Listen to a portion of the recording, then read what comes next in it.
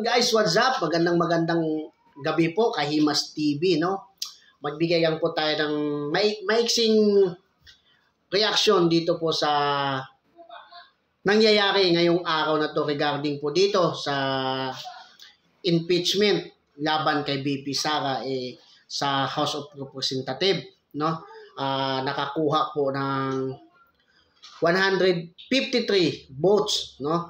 Para ma-impeach si BP Sara at madulog na sa Senado, 'di ba? Para matalakay ang impeachment case, no? Alam nyo guys, para sa akin sa ginawa nilang ito, alam nyo parang mayroon na namang focus-focus na nangyayari. 'Di ba? Ayon sa para sa akin, sa nakikita ko, mayroon na naman silang gustong pagtakpan. Mayroon na naman silang gustong tabunan ng malaking issue na maaaring magdudulot sa kanila ng malaking problema. 'Di ba? Alam naman po natin na ngayon naidala na sa Korte Suprema ang issue dito sa BICAM report. Pero guys, kita nyo naman, imbis na aksyonan itong garapalang karumal-dumal na pangyayari dito sa budget sa 2025, palihim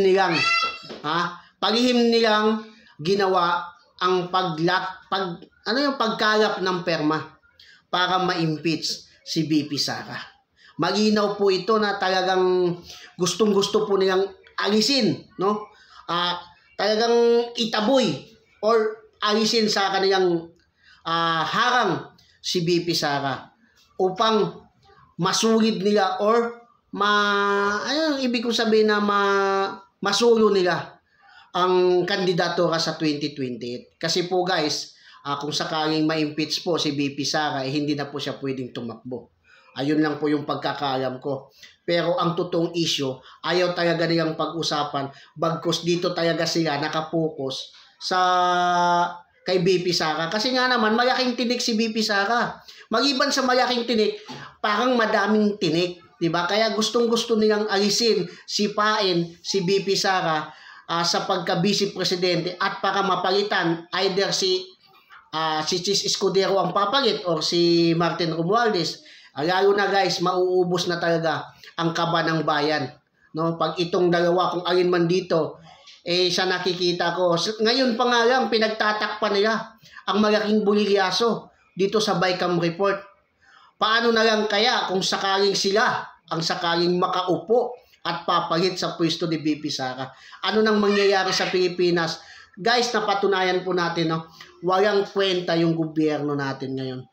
Kung totoo yung pahayag na lumalabas sa social media na maaring na-bankrupt na daw yung PhilHealth. Akala ko ba may budget? Kaya nga hindi binigyan ng pondo kasi nga may malaking pera. Bakit may kumakalat na bankrupt? Diba? Nakakatakot po. Dapat po tayo mga Pilipino, gumising na po tayo. Huwag po tayo magbulag-bulagan sa nangyayari ngayon sa gobyerno natin. Kasi maaaring lahat tayo mapahamak sa ganitong, diba? Iba, no? Talagang hindi na siya, kung ano yung gusto nila, yun po ang sinusunod nila. Diba? Lalo na po sa House of Representatives, gusto nila sila talaga yung nasusunod. Hindi na po nila sinusunod ang batas. Diba? Shout out po doon sa Queen of Dingbaksya.